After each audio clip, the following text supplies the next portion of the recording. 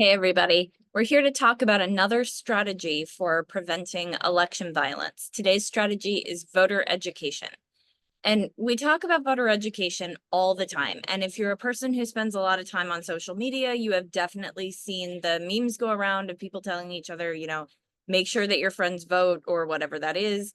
Voting is the primary change strategy of an election. It is the way that we are attempting to make change in our government. And this is also about making sure that that nonviolent avenue toward change feels accessible and also normal and totally doable. The actual act of voting, like for most of us, that means going to a voting place. If you live in particular parts of the country, you might actually be doing voting by mail. That's something that happens more in some states than others. But the act of voting, even though it's not all that difficult, can really feel challenging.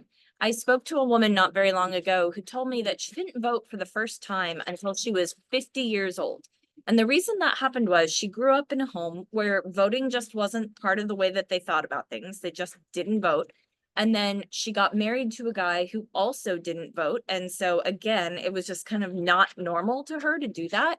And then eventually, after her children had grown and she ended up divorced from her husband, she was 50 years old and she thought, I would really like to vote.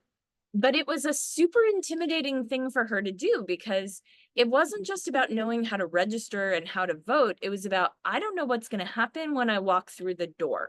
I've never been in a polling place. I don't know how people act there. I don't know what they're going to expect of me. I don't know if I'm going to look stupid if I make a mistake. So let's talk about what voter education really means. Voter education means, in any way that you can do it, helping more people to know, how do I register to vote?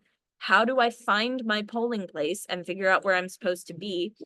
What am I supposed to bring with me to my polling place? What will the experience of entering the polling place actually be like? And who am I going to have to talk to? And what questions are they going to ask me? And when I do want to vote, how do I know that I'm voting for the person I want to vote for? And is that going to happen on a computer, or am I filling out bubbles, or what's going on? What if I make a mistake? Like, what do I do if I start to vote and then I realize that I've made a mistake and I really wanted it to do something else? Who do I tell? Am I allowed to change my mind? Am I allowed to go back more than once? Are they going to think that I'm stupid? And then finally, what happens at the end? Like, where do I go? Do I leave? Do I have to sign out? Where do I put my ballot if I have a physical ballot? Telling people this information and helping people know, like, what is the story of how this works is all about making the nonviolent option as easy as possible. And when we talk about voter education, yes, it is about making sure that people know the dates for registering to vote or voting itself.